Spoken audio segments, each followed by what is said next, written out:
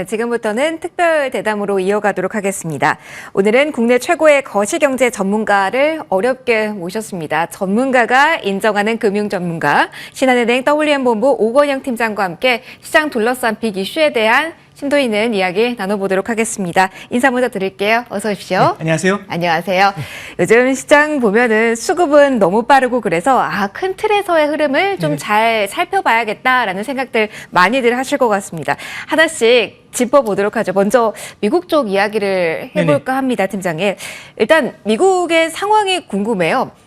경제 지표 보면 좋은 것도 같습니다. 네네. 그런데 미국의 신용등급 강등 그리고 은행에 대한 평가를 보면 우리가 모르는 리스크가 있나 싶습니다. 워낙 네네. 금리가 5%대로 높은 구간에 있기 때문에 궁금합니다. 팀장님, 지금 미국의 상황은 정확히 어떤 건가요? 네, 일단 이렇게 말씀드리는 게 좋을 것 같습니다. 연초만 해도 다들 이제 미국의 경기 침체를 좀 많이 점쳤었죠. 근데 이제 참 모두가 경기 침체를 점치게 됐었을 때는 그 반대편, 그 반대급부가 좀 강해지는 것 같아요. 왜냐하면 그만큼의 경기 침체가 나타났을 때는 과거의 사례를 봤을 때는 금리를 낮추거나 아니면 정부가 재정 지출을 통해 가지고 이 강한 경기 침체를 어느 정도를 억제할 것이다. 이제 이런 생각이 들다 보니까 작년 말 올해 초로 넘으면서 미국 연준의 피벗 기대, 금리 인상은 끝났고 오히려 내년 말까지 금리를 빠르게 내릴 것이다. 이런 기대감이 굉장히 강해졌죠. 그러면 피벗에 대한 기대가 강해지니까 이게 자산 시장을 갖다가 자극을 하게 되고요.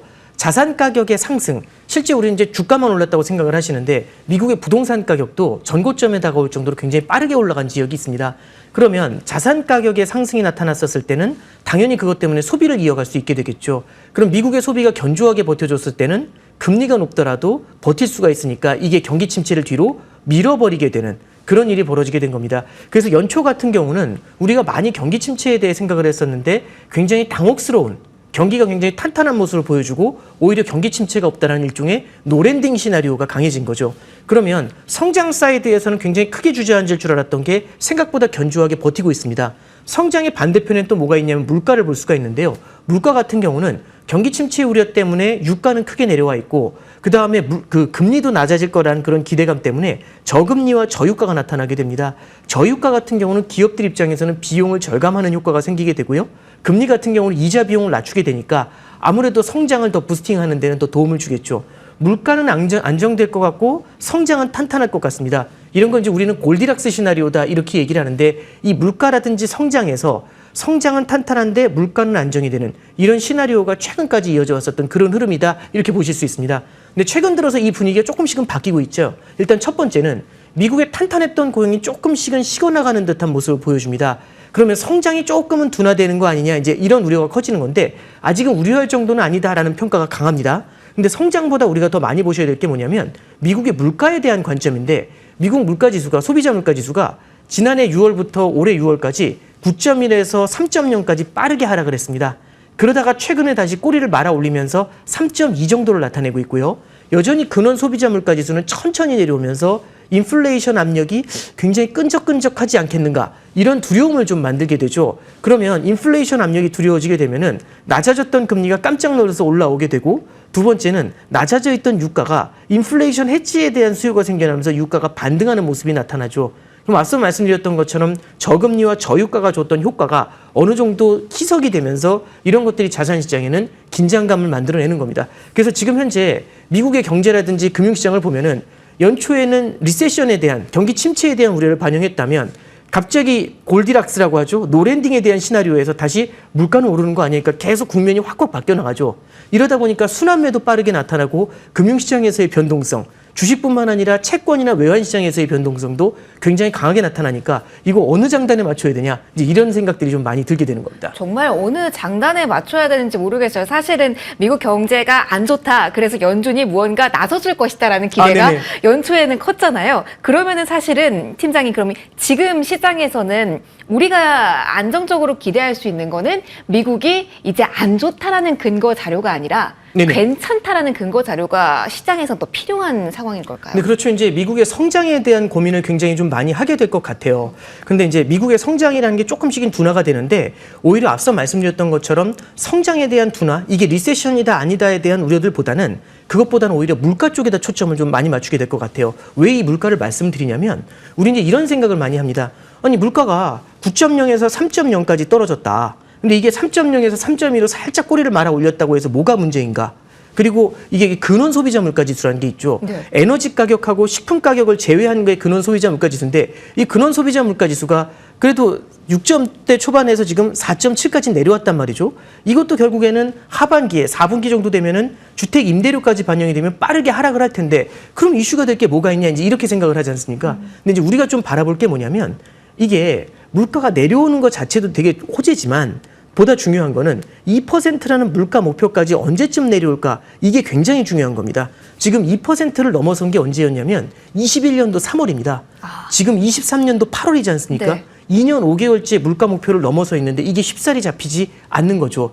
그래서 이제 다 잡았다 하면서 다들 기대를 하고 있는데 조금 멀어지는. 그러니까 우리가 이제 다 왔다 하는데 조금씩 멀어지는 이런 모습이지 않습니까? 네. 그러면 이런 것들은 어쩌면 인플레이션이라는 게 우리가 생각했던 것처럼 빠르게 잡히는 게 아니라 생각보다 오랜 기간 이어질 수가 있고요. 그러면 생각보다 높은 물가가 오랜 기간 이어지게 됐을 때는 우리는 이제 물가가 안정이 되면 금리가 빠르게 내려올 거니까 모든 게 만사형통이 될 거야 라는 기대감이 조금 반대로 돌게 되겠죠. 그렇기 때문에 이제 눌려 있었던 금리가 뛰어오르게 되고 그럼 최종적으로는 꽤 높은 물가가 오랜 기간 유지되는 시나리오 1, 그 다음에 두 번째는 꽤 높은 금리가 오랫동안 유지되는 시나리오 2. 이 두 가지가 결국에는 자산시장이라든지 미국의 실물 경제에는 둔화의 양상을 만들어낼 수 있겠죠. 그래서 지금 당장 우리가 가장 많이 주목해서 보셔야 될 게 방금 말씀드린 물가다. 이렇게 정리할 수 있겠습니다. 물가가 정말 중요하겠군요. 잠시 후 또 물가에 대한 이야기를 또 해보겠지만 일단 최근에 있었던 이슈도 하나 짚고 가도록 할게요. 신용등급 강등 이슈가 2011년에도 있었습니다. 물론 뭐 같은 신평사는 아닙니다만 그때와 지금의 반응이 왜 이렇게 다르지라는 생각도 아직까지 하실 것 같아요. 반응이 있는 겁니까? 아니면은 다른 반응이 있는 겁니까? 여러 갈래로 해석이 가능할 것 같은데 팀장님은 어떻게 보시나요? 근데 이제 신용등급 강등이라는 것 자체보다도 이제 2011년도에도 그때도 8월이었습니다. 네. 그래서 8월 초였는데 그때도 저도 되게 당황스러워서 기억을 했던 게 요번에 똑같이 터지니까 되게 좀 놀랐는데요. 이 기시감이라는 게 있지 않습니까? 네. 근데 이제 그때하고의 상황이 조금 다른 건 결국에는 권투 선수를 예로 들어도 1라운드의 권투 선수가 잽을 맞는 거고 13라운드의 권투 선수가 잽을 맞는 게 다를 겁니다. 효과가. 그러니까 그만큼 체력이 어떠냐에 따라 다르겠죠. 2011년도에는요. 미국의 성장이 굉장히 연약한 상태였습니다. 그리고 보다 중요한 거는 그때 유로존의 재정 위기가 되게 컸거든요. 맞네요. 그래서 이탈리아를 중심으로 해서 피그스 국가들이 굉장히 힘들었었어요. 근데 미국의 신용등급이 강등이 되자마자 어떤 얘기가 나냐면 미국 신용등급 강등도 이슈지만 이게 이탈리아라든지 유럽에 있는 굉장히 힘겨운 국가들의 신용등급을 끌어내리게 되면 이 재정위기가 보다 더 심화되고 이게 결국에는 유로존 전체의 붕괴로 이어지지 않겠는가. 이게 2011년도 8월을 화려하게 수놓았던 가장 큰 두려움이었습니다. 그래서 이제 2011년도 9월 달까지 이어지거든, 그 강한 조정이. 그래서 우리가 이제 이번에 신용등급이 강등됐을 때 그런 충격을 주지 않겠는가. 근데 그거는 좀 다른 게 지금은 유로존 같은 경우는 그때 유럽의 중앙은행은 과감한 경기 부양을 하거나 그러지 않았어요. 지금은 어마어마한 돈을 풀어주면서 계속 콘크리트처럼 이거 유지시켜 주려고 하죠. 네. 그래서 지금 같은 경우는 이 신용등급 이슈가 유로존에 있는 국가들을 갖다가 무너뜨리거나 이쪽으로 전이되지는 않습니다. 근데 다만 이번에 신용등급 강등 이슈는 무엇을 건드리고 있냐면 여태까지 실물 경기를 부양하기 위해서 굉장히 빠른 속도로 흘러나왔었던 미국의 재정정책, 이건 때문에 이제 미국의 재정적자가 심해졌지 않습니까? 재정적자가 심해져 있는 상태에서 금리가 올라가면 이자 비용이 더 많이 증가됩니다.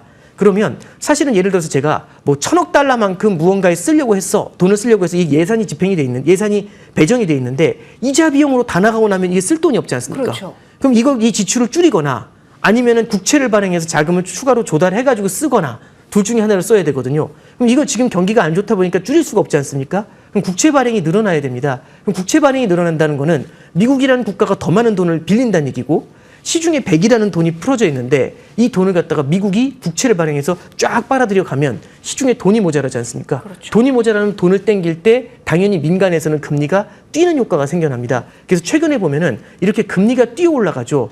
미국의 재정 지출을 방만하게 하지 못하도록 억제한다는 것, 그리고 금리를 끌어올린다는 것, 이 두 가지 요인이 아마 중장기적으로 미국의 성장에는 둔화 요인으로 작용을 하게 된다. 이게 지금은 가장 큰 우리가 고민해야 될 이슈라고 봅니다. 알겠습니다. 그럼 시장이 왜 그렇게 충격적으로 움직이지 않았는지는 이해가 되는데 국채 시장은 좀 들썩임이 있었잖아요. 네네. 그 부분과 함께 최근에 30년불 국채 입찰이 부진했다. 이 수요 부진에 대해서도 많은 분들이 걱정을 하시기도 하던데 이게 걱정할 만한 이슈인지 워낙 환율도 여기에 민감하게 움직여서 설명도 부탁드릴게요. 네네. 이게 이제 그 환율 쪽은 뒤에 조금 다시 말씀을 드리고요. 결국에는 이제 국채 입찰이 어려웠다 이제 이런 말씀을 하시는데 이건 사실은 어떤 수급에 대한 이슈입니다. 근데 수급에 대한 이슈가 결국에는 국채를 살려는 수요자들의 투자자들의 심리가 되게 중요하거든요. 아무리 안전한 국채라고 해도 너무 비싸면 그리고 이게 떨어질 것 같으면 사질 않습니다. 그러니까 지금은 국채를 살 때에도 굉장히 좀 불안감이 크죠. 특히 30년짜리 국채 같은 경우는 금리가 조금만 뛰더라도 굉장히 큰 손해를 볼 수가 있거든요. 그러니까 지금의 금리를 30년 동안 묶는다고 하는데 이 금리가 뛰어 올라가게 되면은 30년 동안 사실상 굉장히 우울해지는 일이 벌어지지 않습니까? 너무 긴 기간이네요. 네, 그러다 보니까 30년 국채 쪽에서는요. 혹시 이게 금리가 더 뛰지 않을까 이런 두려움이 생기게 되니까 당연히 수급이 갖다 얼어붙게 되는 거죠. 그래서 수급의 문제보다는요. 결국에는 국채 시장의 불안감이 굉장히 커지고 있다는 데 초점을 맞춰야 될 것 같고 국채 시장의 불안감이 커지는 이유는 두 가지입니다. 재정에 대한 우려가 커지는 게 1번이고 두 번째는 인플레이션이 생각보다 오래 가지 않겠어? 이 우려가 이제 두 가지가 작용을 하고 있죠. 제 생각에는 단기적으로는 이제 신용등급 강등 당시에는 재정 이슈가 좀 컸지만 이번에 최근에 소비자 물가 지수하고 생산자 물가 지수가 발표가 됐을 때는 이 결국에는 인플레이션이 생각보다 길게 갈 거라는 이 두려움, 요걸 갖다 어느 정도 좀 프라이싱 했던 거 아닌가 이제 그런 생각을 해봅니다. 그러면은 환율 이야기를 좀 연결해서 네네. 먼저 해볼까 합니다. 네네. 오늘도 1330원 선 위에서 마무리가 됐습니다. 6원 또 한 번 가파르게 오르고 있는 구간이라서 계속 상단 테스트에 대한 경계감을 좀 나타내고 계신 것 같습니다. 어떻습니까? 어디까지 열어놔야 되는 건지 계속 경계감을 가져야 될 레벨대인지도 이야기 좀 해주세요. 네, 이제 사실은 작년에 보시면은 1,440원 정도의 환율을 볼 수가 네. 있었죠. 그 환율이 이제 나타나게 됐던 가장 큰 이유는요.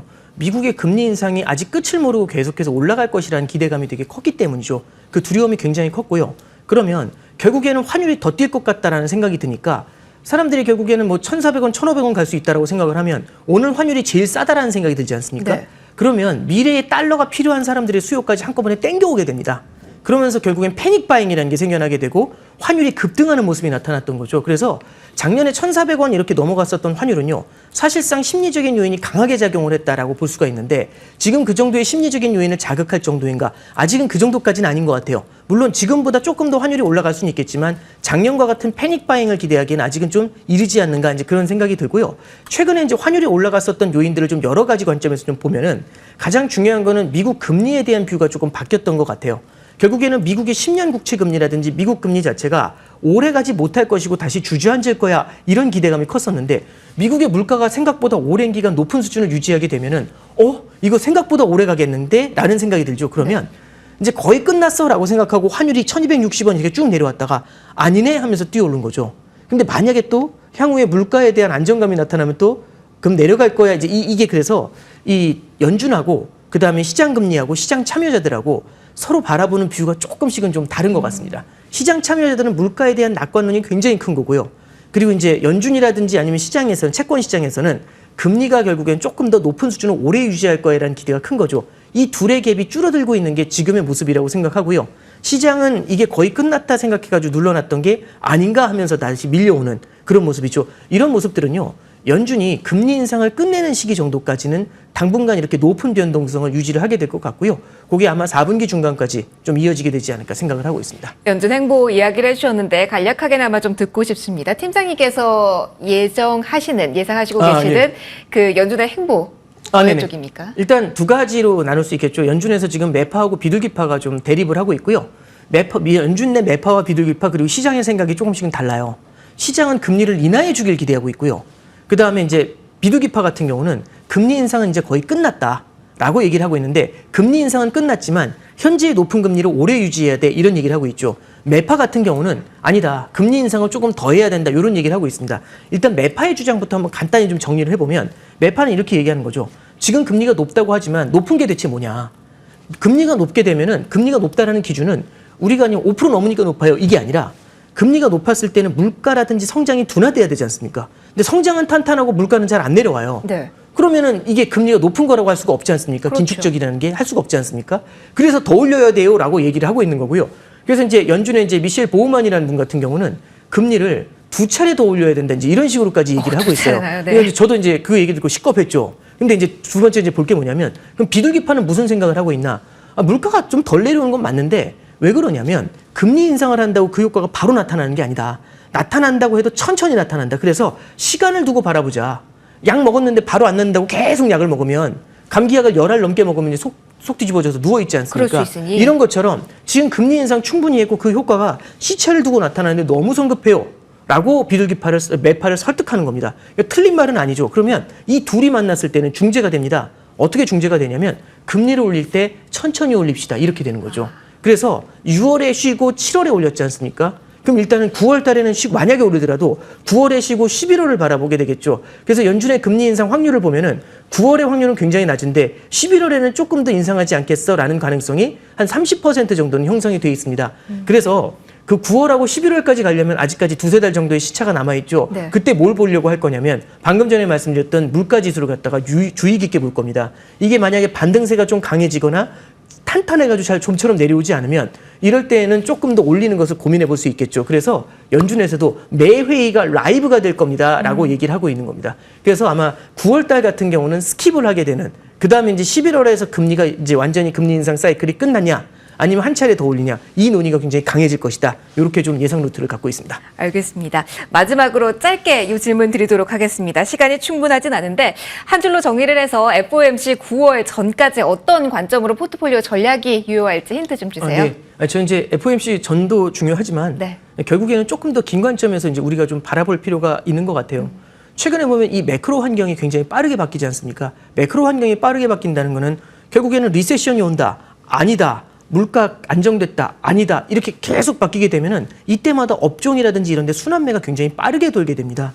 그럼 우리가 특정 종목이라든지 아니면 특정 자산에 대한 쏠림이 굉장히 강했을 때는 이쪽으로 확 몰려 있는 걸 따라갔었을 때는 내가 따라갔을 때 다른 쪽으로 옮겨 타는 그런 일들이 종종 발생하게 되죠. 그러면 고점 매수 저점 매도를 계속해서 반복하는 실수를 범하게 됩니다. 네. 그래서 개인들이 이걸 따라갈 때는 결국엔 원칙이 제일 중요하다고 생각을 해요. 그래서 제일 중요한 거는 자산 간의 분산이 되게 중요하다라는 게 1번이고 그다음에 두 번째는 종목 간의 분산도 되게 중요하다라고 생각을 합니다. 종목도 여러 개를 좀 이렇게 펼쳐놓는 전략이 좀 필요할 것 같고요. 네. 그래야지 순환매가 돌 때 순환매가 도는 업종에 이제 남아있겠죠. 두 번째는 자산 같은 경우도 최근에 우리가 별로 담아놓지 않았던 것 중에는 인플레이션 해지 자산을 별로 담아놓지 않았는데 인플레이션 해지 자산의 대표적인 게 원자재입니다.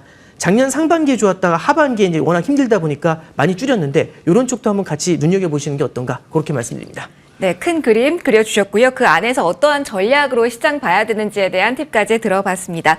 오늘 양대 지수는 하락세로 마무리가 됐지만 코스닥 900선은 사소한 것으로 확인이 되고 있습니다. 1330원선 위에서 원달러는 마무리가 됐고요. 자, 시장 전반적인 그림 그려드렸습니다. 오늘 나온 내용들 다시 한번 체크해 주시고요. 신한은행 WM본부 오건영 팀장과 지금 이 시간 함께했습니다. 의미 있는 내일 하루 보내시고요. 저희는 수요일 다시 돌아오도록 하겠습니다. 팀장님과 같이 인사드릴게요. 고맙습니다. 감사합니다.